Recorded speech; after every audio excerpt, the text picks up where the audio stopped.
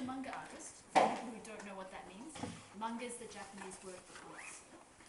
Kendimi tanıtmakla başlayayım diyor bir de ne yaptığıma dair. Manga kelimesinin anlamını bilmeyenler için Japonca bir kelime manga. Yes, so, çizgi roman anlamına geliyor. so manga equals comics. Manga ve çizgi roman aynı şeydir. There are certain styles about manga that makes it different to Western comics. Batı'da çıkan çizgi romanları daha farklı yapan çeşitli manga tarzları var. One of them is that the characters have big eyes. Bunlardan bir tanesi de büyük gözlü karakterler. But not necessary. Everybody draws in their own style. Çok da gerekli bir şey değil aslında. Herkes kendi tarzında çiziyor mangaları. I like to draw with big eyes because it's a personal preference. Bu kişisel bir tercih. Ben büyük gözlü mangalar çizmeyi seviyorum ve tercih ediyorum. But manga in Japan is many different styles. Japon ya da manganın çok çeşitli tarzları var çizim açısından. This series you see here, The Dreaming, is my first published series, and it was done from 2004 to 2007. 2004-2007 arasında çıkan ilk kitap bizim The Dreaming, Türkçe okuldaki sır diye çevrildi hepinizin bildiği gibi. It was done with a publisher called Tokyo Pop in LA, and it's a story set in the Australian bush. And so I wanted to show my culture, because I'm from Australia. I wanted to show Americans what Australian culture is like. Amerikalılara Avustralya'nın kültürünün nasıl olduğunu göstermek istedim bu seride. Çünkü Avustralyalıyım. Bu da Avustralya'nın çalılıklarında geçen bir dizi, öykü aslında. Yes, and anyway, this series is for teenagers, and it's a haunted school story set in the Australian bush about disappearing schoolgirls. Aslında perili bir okul hikayesi gençler için yazılmış. Ortadan kaybolan genç kızlar var okulda. Anyway, this workshop is mostly about drawing, and we're going to do a little exercise later on. Because normally when I do workshops for schools, I get people to draw, but then this is going to be a little bit different, so I'm going to do something. Burada bu atölyede çizim yapacağız. Okullarda yaptığımız atölyelerdeki çizimler farklı ama burada biraz daha farklı olacak yapacağımız çizimler. So I'm going to quickly talk about my work process, and then if anyone has any questions, feel free to just ask. Nasıl çalıştığım, çalışma sürecim hakkında kısa bir şeyler söyleyeceğim. Sorusu olan varsa beni bölebilir. So The Dreaming has 3 books. 3 kitaptan oluşan bir seri, okuldaki sır. Anyway, what I first do with any of the pages is that I always start off with a pencil draft of the page. İlk yaptığım şey çizmeye başlarken kara kalemle çiziyorum sayfayı. Therefore, if my editor has any issues or I need to change drawings or make certain things bigger, then that's the stage where I go. Burada değişiklik yapmak istediğim, üzerinde değişiklik yapmak istediğim ya da silmek istediğim bölümler olduğunda burada değişiklik yapıyorum çizimlerimde. So once that's been done and it's been approved, I then ink the page in black ink. Yeah, so it's ready for publishing.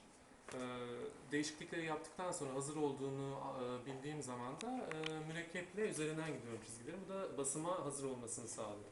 Because pencil doesn't show up in print, and so after I've done the black inking stage, I then scan it into the computer and then add the grey tones and the dialogue, and that's the finished page you see in the book. Kara kalem çalışması bilgisayara aktarıldığımızda görünmüyor. Onun için mürekkeple üzerinden gidiyoruz. Burada da bilgisayara en son olarak bilgisayarda taratıp diyalogları ve tonları ekliyoruz. Bu da son sayfa gördüğünüz. So when that's done, it's pretty much the finished product, and you can just see that's from book 2. Bu da ikinci kitaptan gördüğünüz en son hali, hani bitirilmiş bir iş. Does anyone have any questions about any materials? Sorusu olan burada kullandığım materyal hakkında, araç gereç hakkında ya da başka bir şey hakkında sorusu olan yok herhalde. No, everyone's happy with that. Because then, if that's the case, then I would start with the workshop. Tamam, o zaman atölyeye başlayalım. Anyway, we've got a small group today, so instead of standing over here and just talking to everybody, I'd probably like to move a little bit closer so we can all talk about what we're going to do. Küçük bir grup olduğumuz için burada durup size konuşmayacağım, aranızda dolanacağım. Bu yüzden yüz yüze de konuşabiliriz kişisel olarak. Well, you're all pretty much bunched together anyway. But if everyone can get a piece of paper and a pencil, then I'll talk about what it is I'm going to do. Okay.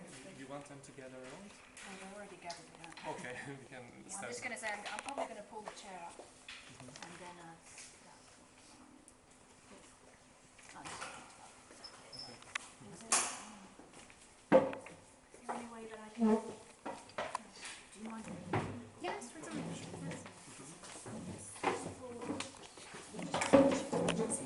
And he's going to talk about... May I have a piece of... Yeah.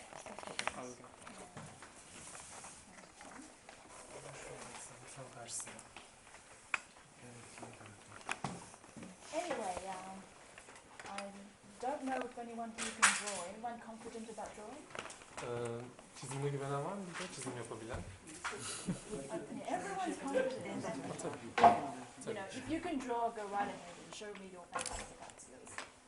Çizebiliyorsanız çok güzel işler ortaya çıkacak demektir. But if you can't, that's okay, because what the exercise we're going to do today is going to be stick figures. It's not about drawing, so nobody has to be embarrassed. Çok endişelenmenize gerek yok. Çizemiyorsanız bile çok da sorun değil aslında. Zaten yine yapacağız. So you can draw as detailed as what you want or just stick figures. Because what I'm going to talk about today is paneling. How to tell a story in a comic. Burada asıl bugün anlatmaya çalıştığımız, yapmaya çalıştığımız şey bir çizgi romanda hikayenin nasıl anlatılacağını size göstermek. So what I'm going to do is I'm going to suggest a series of events, a few sequences of things that happen, and I'll ask you to, on a single piece of paper, draw with comics in panels that event, those series of events. Burada birkaç olay söyleyeceğim size ve sadece tek bir kağıda kutucuklar içinde bunu çizmenizi isteyeceğim sizden. When you're done, I think I'll give about... When they're done, yes. When you're done, I'll give about 10 to 20 minutes to do that, like however long it takes people to finish.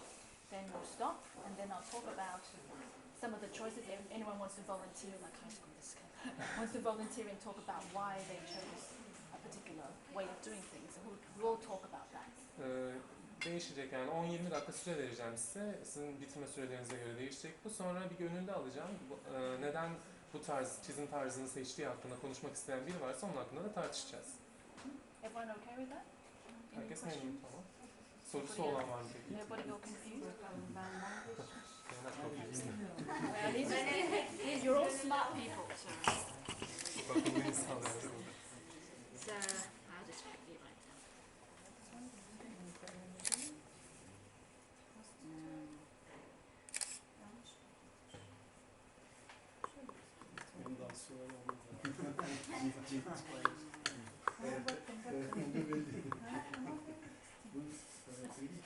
Çizimden kaynaklanıyor. Okay, I've written down 3 things, and these are very, very general things. You can add whatever you want to this situation. It's very general. The first thing... Üç şey yazdı oraya. Çok genel şeyler bunlar. Ne istiyorsanız onu ekleyebilirsiniz yazdıklarına ama çok genel anlamda yazmış zaten. Yeah. The first thing is a telephone rings. İlki telefon çalıyor. Bu birinci durum. Bir telefon çalıyor. Action number 2, a woman answers the phone. İkincisi de bir kadın telefona cevap veriyor. Number 3, she looks surprised.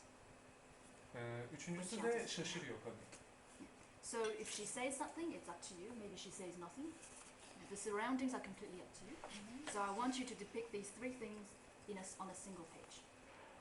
Sonra kadın bir şey söyleyip söylemeyeceği size bağlı ama şaşırıyor. Çevresini de çizebilirsiniz. Bu da size bağlı ve bunu tek bir kağıda çizeceksiniz. Birden fazla kağıt kullanmadan.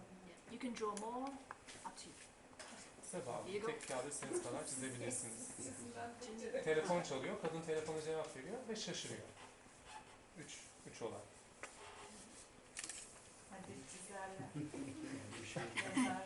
Can you translate this into Turkish in case someone needs to? Yes, I translate. Okay.